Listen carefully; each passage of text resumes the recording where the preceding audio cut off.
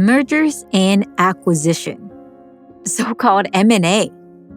It's a business term and a business process very familiar in the business world. Yet when we take a closer look, there's a lot of confusion and questions to raise. For instance, if this is something that's been around the world, why is it that over 70% of M&As fail within the first year? In other words, why haven't we still figured out how to do this well? It's interesting, right? See from both perspectives. Often the merging happens because of potential business wins.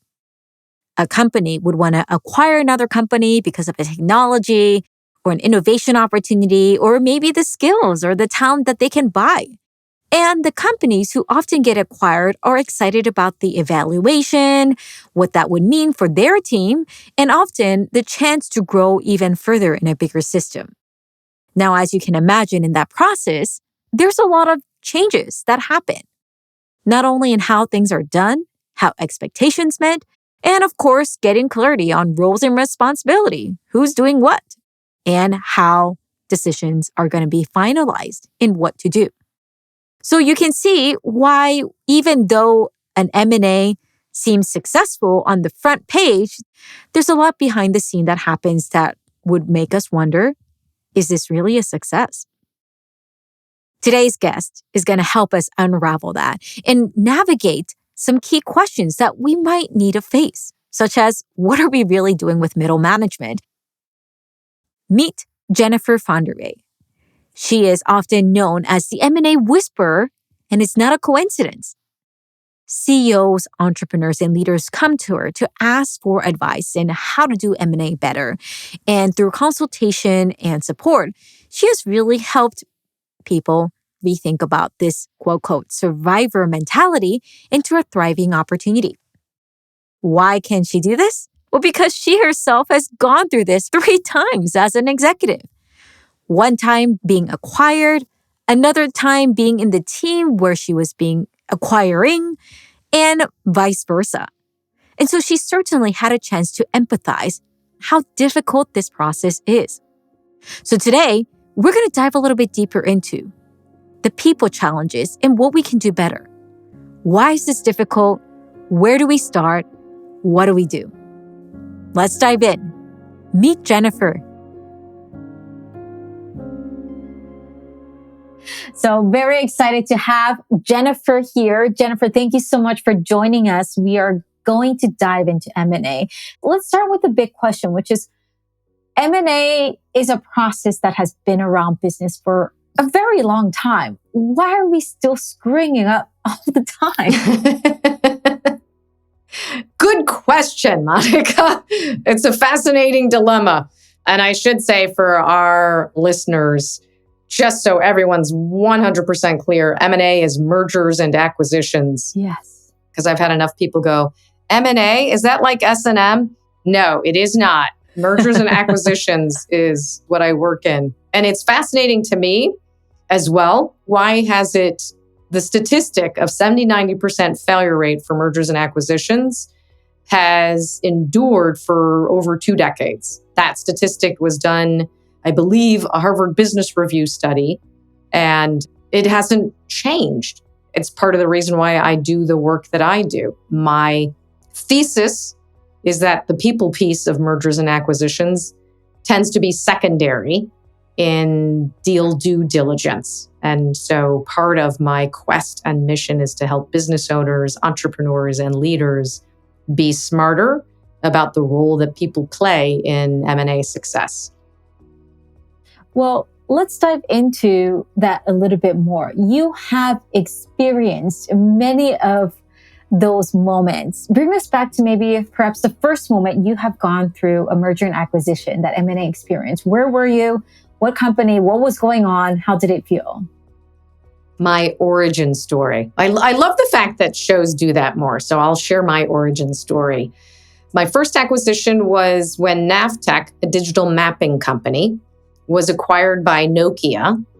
If anyone remembers Nokia, phone company, the originator of the smartphone. In 2008, Nokia acquired Navteq.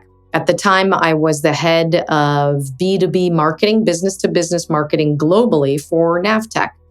It was my dream job. I went to Thunderbird International Business School. With Navtech, I had moved to Paris with my husband and 2 little kids to literally help roll out Navtech's map data to car companies, phone companies, enterprise, and it was exciting. We were at the forefront. Now, you can't imagine doing anything without a map. There's a good percentage of the population now who doesn't even remember that maps used to be on paper. And so for me, being at the forefront of that was amazing. And I was equally excited about the acquisition of Navtech by Nokia. I thought it was brilliant on Nokia's part to acquire us, that they had recognized people connecting with one another wasn't going to just be over the phone. It was going to be through map data, right? Helping to identify where you were, meeting up, everything that a map powers. Unfortunately, if you are at all aware of Nokia's demise, that acquisition did not go well. There were a number of variables. So I focus on the people piece, but I am the first to say there were a lot of things that were unfortunately going wrong for Nokia at the time. But our acquisition, I felt, could have been more successful had there been more attention paid to the people part of mergers and acquisitions and the role that people play in helping a deal vision come to life. Well, let's dive a little bit deeper there. For those who are newer to that experience, what typically happens in that process? Because I think we often only hear in the news, ta-da, like somebody has acquired some company at X million billion, and wow, that's a high valuation. And to your point, it's a long process, many decision makers, many influence. Even when, quote, quote, it is successful, there's things behind the scenes like not as successful. So break us down a little bit. How long does it typically take? What's considered a success or not? What's the right way to even go about understanding what's a success or not? Right. So we'll start there. Successes, right? Because you go in with a deal thesis. There's a business case for why you would go into this deal.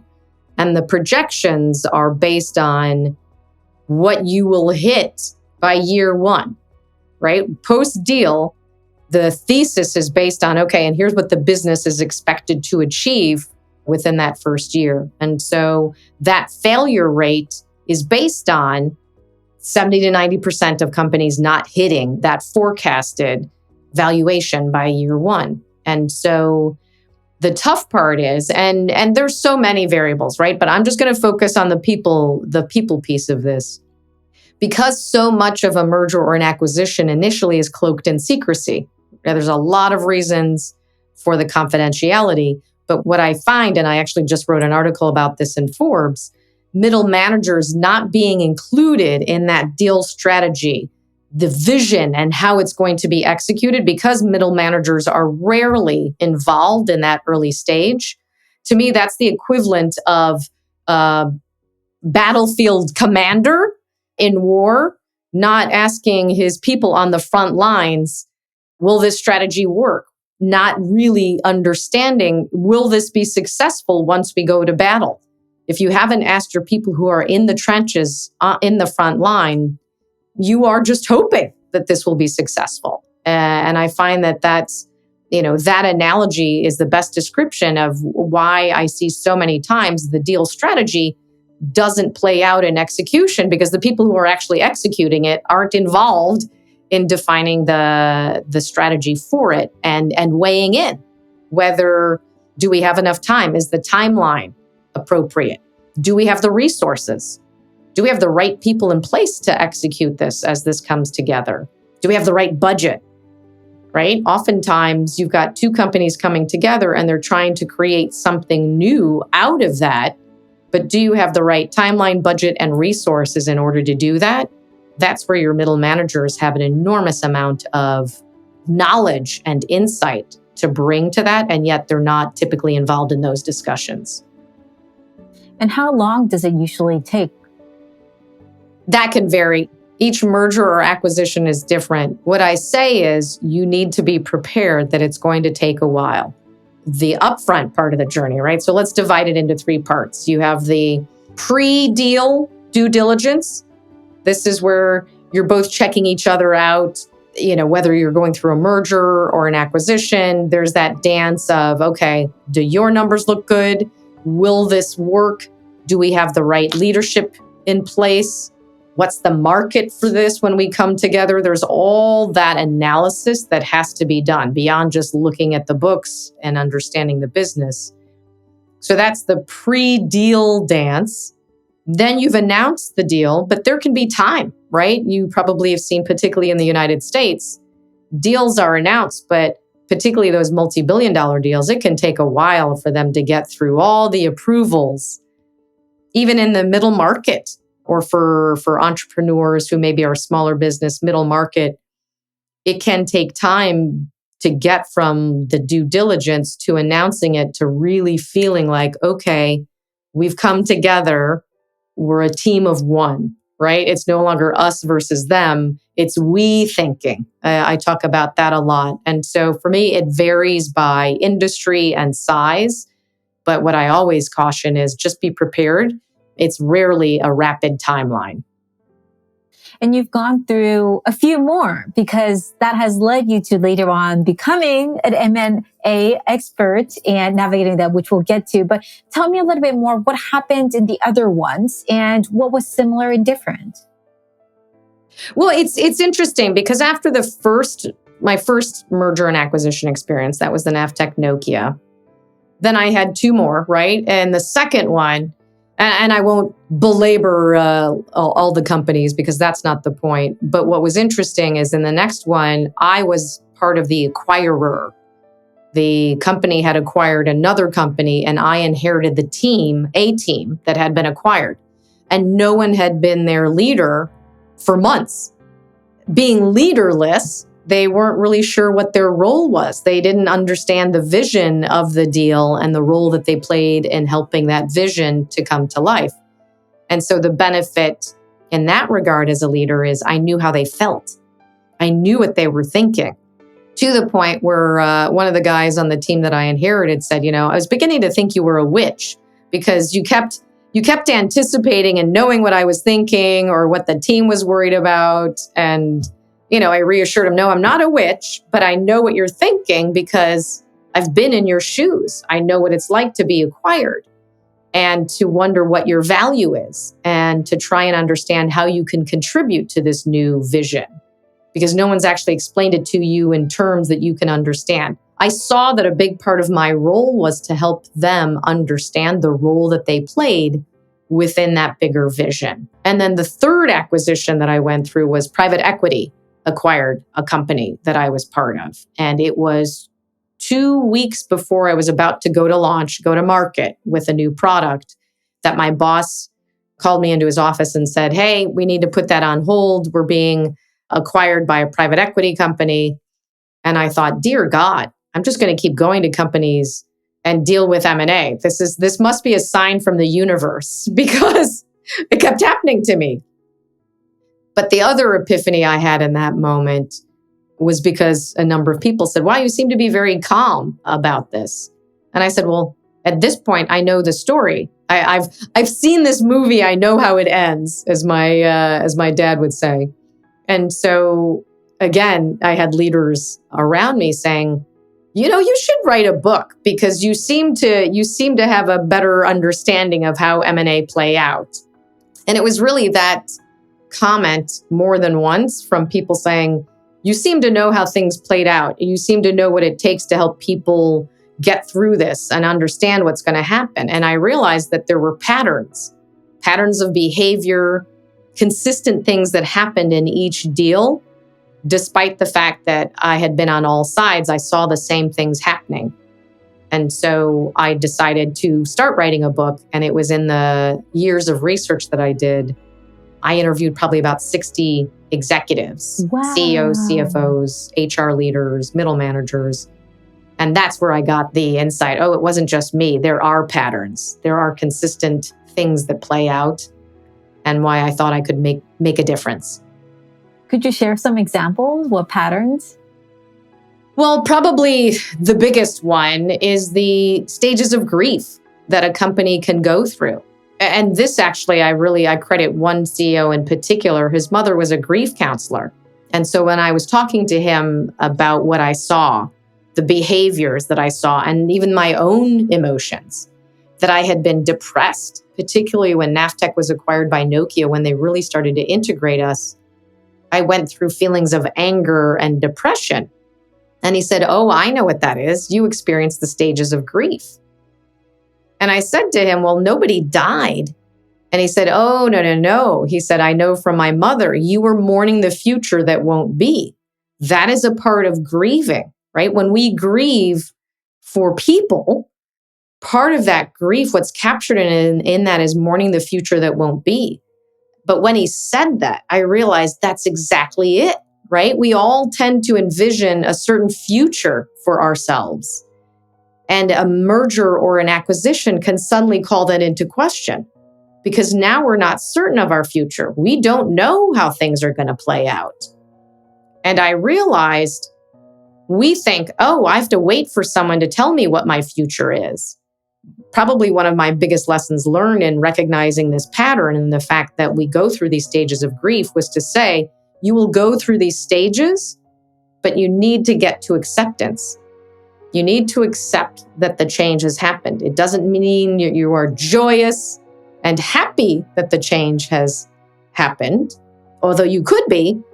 But the more important thing is you just have to accept that change has happened and now you need to pivot.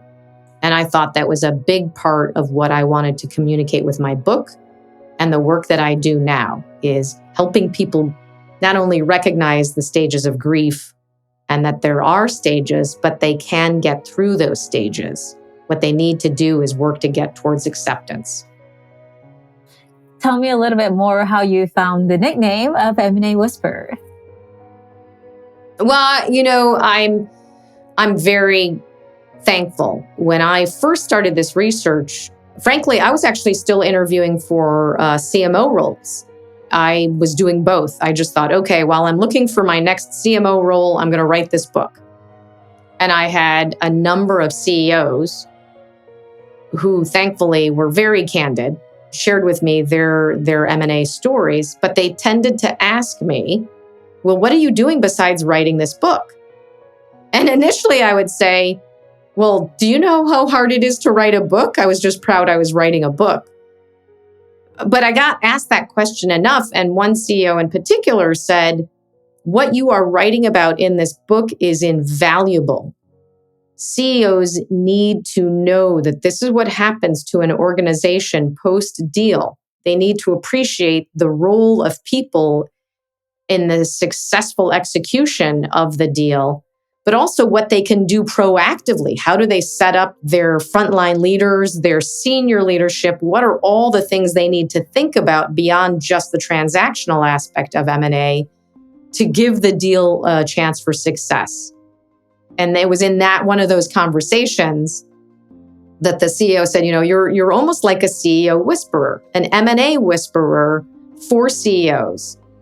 And I said, oh, I love that. That's true. The horse whisperer, understanding what horses think and how they, how to help them. He said, parlay that into M&A because what they need is someone like you to help them see what could happen and how they need to address it. And so I thought it was a great title, and that's how I embraced it. Love it. Well, we're really grateful that you are here being a whisperer for all of us as we navigate all of it. 60 plus leaders on top of your experience researching. I'm curious, how long your book took, and curious about the process because I know some of the listeners wait, can we talk about just how you even did it? Yeah. Well, so two things happened, I would say. I did 3 years of research. I didn't have an idea of how long the research would be, but I started to pursue the book in earnest in 2016. And at that point, I think it was really proof of concept at first, right? Was it just me that went through this in M&A? Am I the only one? So thankfully, that first year both in reading about M&A successes and failures. And unfortunately, there was a lot more literature on failures than there was success.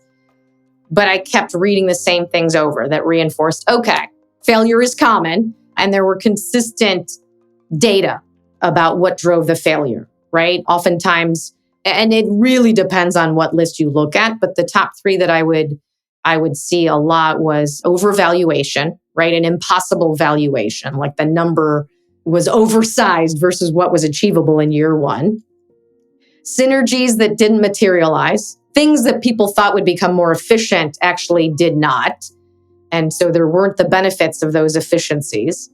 And then third was poor cultural fit, people challenges, right? Those were all kind of glummed together. And for me, I had experienced all of those reasons for M&A failure in each of the M&A experiences that I'd had. So I thought, okay, we need to help prepare leaders for that. And in interviewing those CEOs in that year one, getting proof of concept in that I wasn't the only one that had those same experiences, and then getting stories. CEOs repeatedly were very open. I had more than one CEO said, I've never talked with anyone about this. And I'm so glad that you're writing a book about it, because I do think talking more about it will help people recognize that there's a way to do this better. And it took probably 3 years at least to get to 60 interviews, because I felt from a quantitative standpoint, I wanted to have enough interviews from multiple perspectives. So I didn't just talk to CEOs or CFOs. I talked to HR leaders. I talked to private equity. I talked to advisors, so M&A lawyers. I talked to middle managers, people who had had the deal happen to them.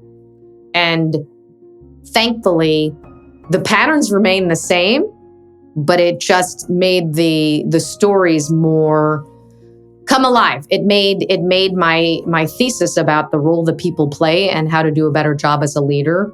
The interviews really helped bring that to life. And so for me, the research was incredibly important in order to validate the ways that I saw that M&A could be done better.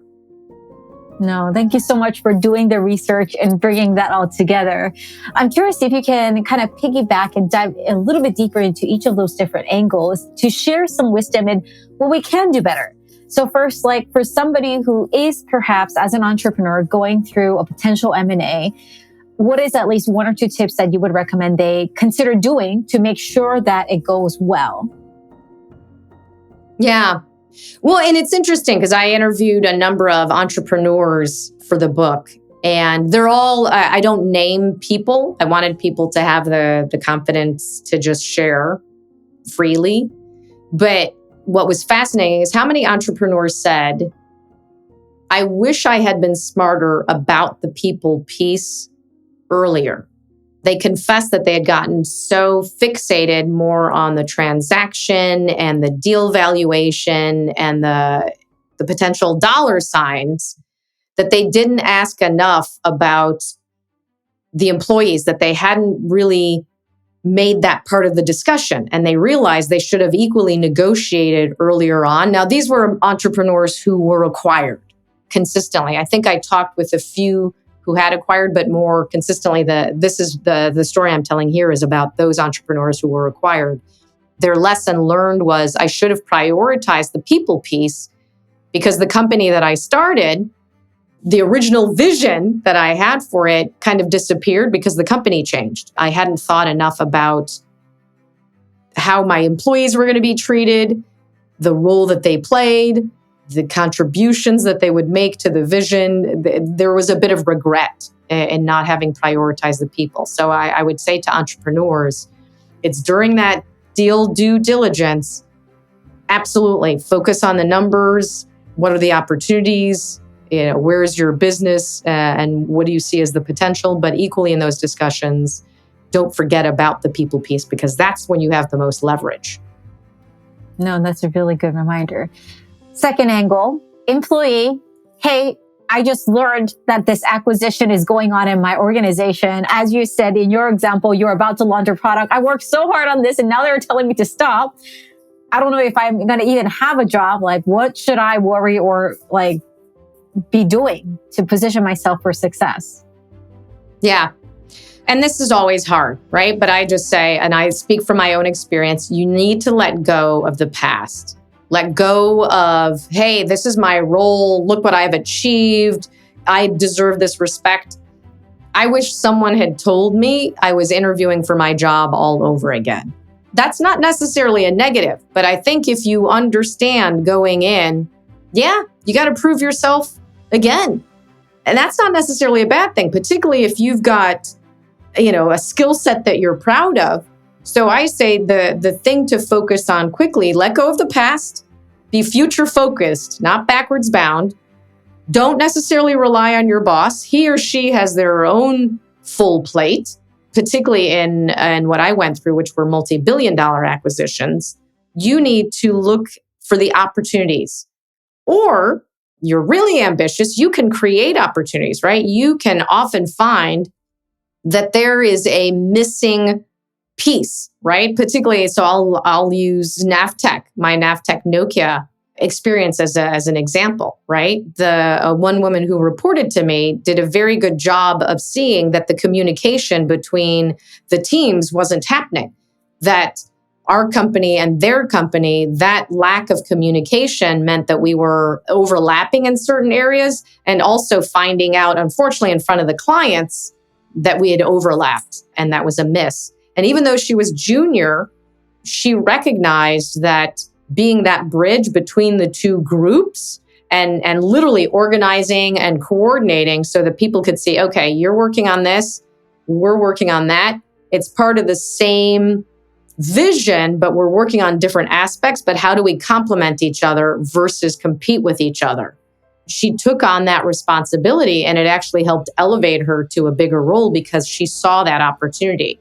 So I highlight, particularly for middle managers, you have an enormous opportunity in front of you if you look for it. And that's why I always say you have to embrace uncertainty, embrace the unknown, embrace the fact that there's not a roadmap specifically, because these two companies are coming together and you're creating a new roadmap. Find your role in contributing to that roadmap. Definitely hearing the importance of being proactive versus letting others decide on your potential fate. What about on the other side? So from those who are in leadership who are making the acquisition and acquiring a new team and a new company, what should they look out or do that could help improve the situation? There's so much that I advise CEOs and leadership teams on. There, two things come to mind, and it's driven by where I've seen the most success. When companies come together and the leadership of both sides has respect for the other side. And the analogy I use is I'll say, think about the marriages you most admire. Absolutely, there's love. That's the foundation. But partnerships or marriages you most admire, what rings through is respect, that each partner respects the other, and they may be different, but they bring out the best in each other. And those are the unions certainly that I admire. And every time I talk with leadership, they say yes. And thankfully, a number of them say that's the kind of partnership I have with my wife or my husband. And so I say, you have to bring that same mindset to this. And it starts at the top. If you demonstrate respect for the other side, what they contribute to this partnership, and you highlight the value that they bring, and both sides are constantly doing that, then your frontline leaders, your middle managers, go into meetings with that respect. And it helps overcome what I see undermine so many deals, which is acquisition arrogance, right? The company that acquires tends to be arrogant about the acquisition. We acquired you, you're lucky. Whereas the company that gets acquired that says, well, you paid a lot of money for us. Don't you want to hear what we have to say? And it can create this us versus them dynamic. So first and foremost, I say respect has to be at the core of that coming together and role modeling that behavior. And the tough part with this throughout, it comes up a lot in my consulting. The tough part with mergers and acquisitions is it comes with negative baggage. Everyone knows about the failures. They don't know about the successes of M&A, right? That 70 to 90% statistic that we talked about up front. That's the thing that rings true. So the 10 to 30% successes, no one knows about those. And so I say to leaders, you have to understand everything you say and do once the deal is announced, you're starting at -10. Because now people are looking for everything that reaffirms, oh, this is the worst thing ever. This is going to be terrible for my career. This is going to be terrible for the company, because they've already heard all the negative things that ever happened to all companies that go through a merger and acquisition. So I say to leadership on both sides, right? Acquirer or acquiree, you need to understand that people are going to be looking. They're going to read between the lines. They are looking for everything that confirms the negative things they already think about this. So you have to appreciate that it's not just what you say, it's what you do, it's how you act, it's the body language, it's how you write emails. So I'll give examples. I'll say, you write an email, you put a couple people in the to line and you put a bunch of other people in the CC line. You can have people who legitimately go, I used to be on the to line. My boss used to write these kinds of emails to me. Now I'm in CC. Maybe my role isn't as important.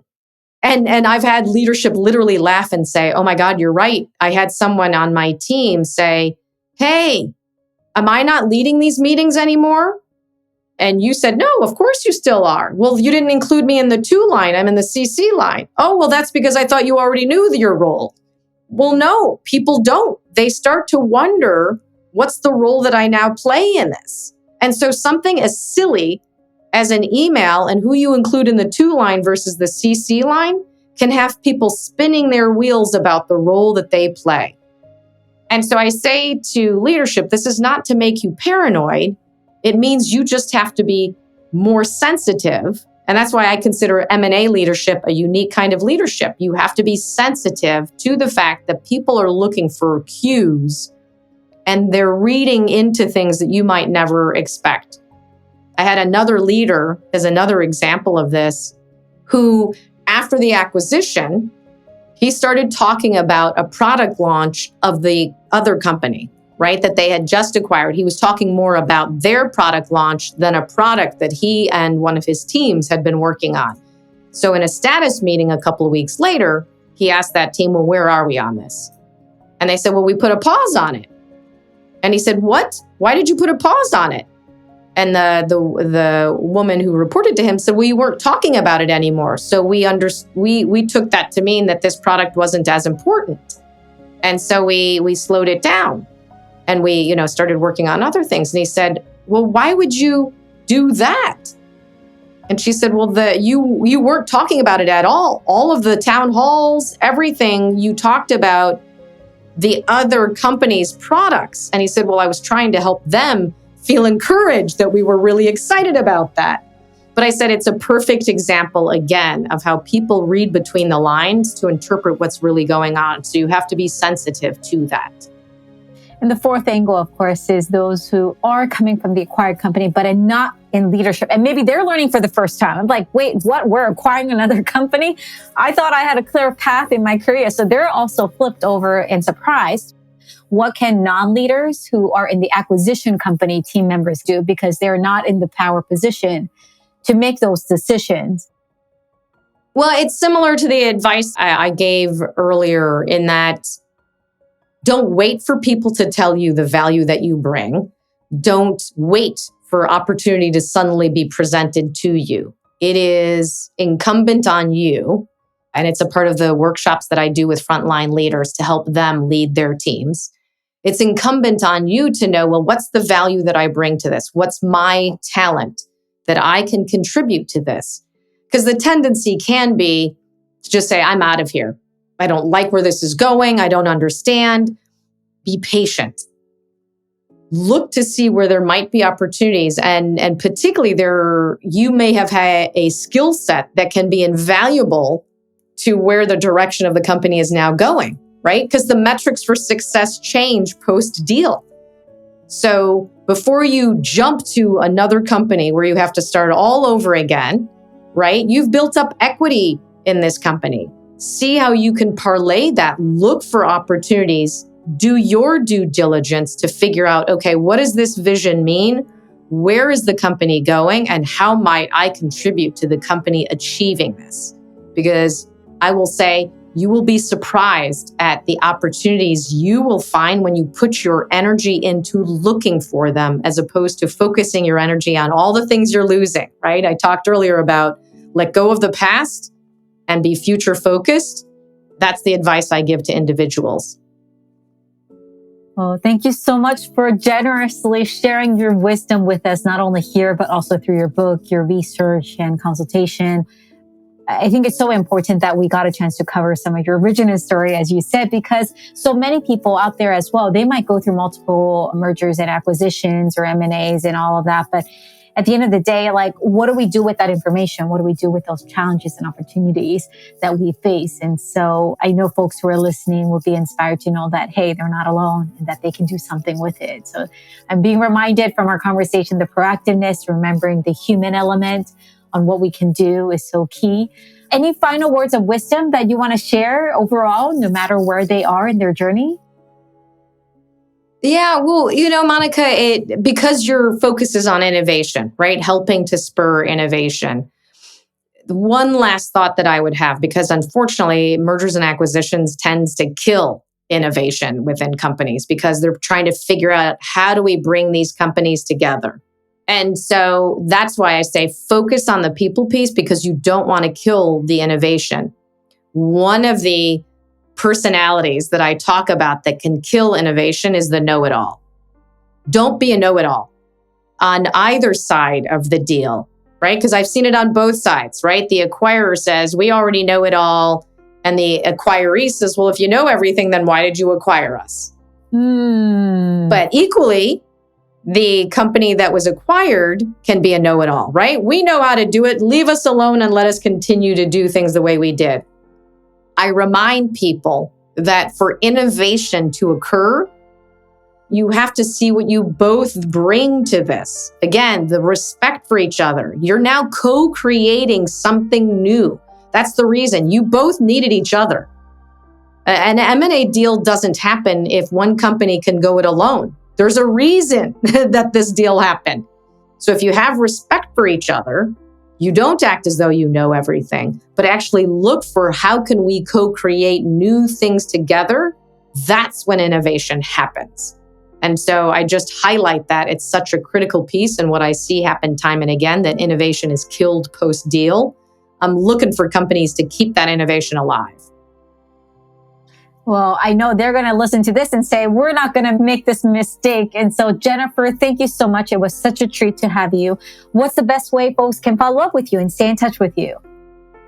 A number of ways. But first and foremost, I post a lot on LinkedIn. I would say, reach out to me on LinkedIn, Jennifer J. Fondrevay. I am the only Jennifer J. Fondrevay in the world. I can say that emphatically. And so you'll find me there. My website is another place where you can explore what I do, jenniferjfondrevay.com. I try and keep it simple. It's always my name. And, the book, what I have loved about my book in particular, it's available on Amazon. It's called Now What? A Survivor's Guide for Thriving Through Mergers and Acquisitions.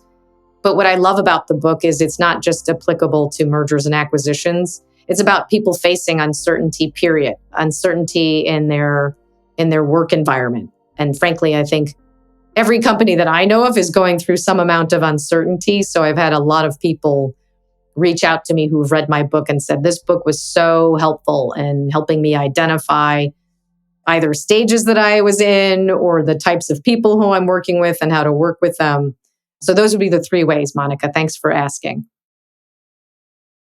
And folks, you know the drill. Find all of these good links in our show notes. If you have trouble finding, always go to dearworkplace.com or send us a quick email at info@innovatorsbox.com.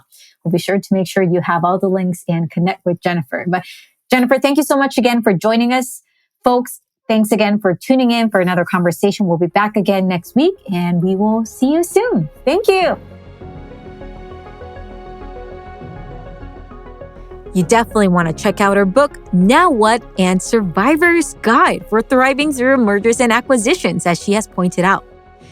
Through her research and 60-plus executives interviews, she's found a powerful insight and key patterns on how not only you can navigate M&A, but general business decisions that are going to be really key. But this conversation really leads to the bigger picture that it's not as easy as it seems. So what else can we do? Well, next week, we're going to invite another guest who is navigating M&A continuously in a major corporation that you all might love, Netflix. We're going to get a chance to ask him how he navigates, what he does, and how to make better decisions, especially when you are leading M&A within a company. So, join us next week, and we will dive into another conversation on how we navigate M&A better. Have a great week, and I'll see you at the next Dear Workplace episode. This is your host, Monica King.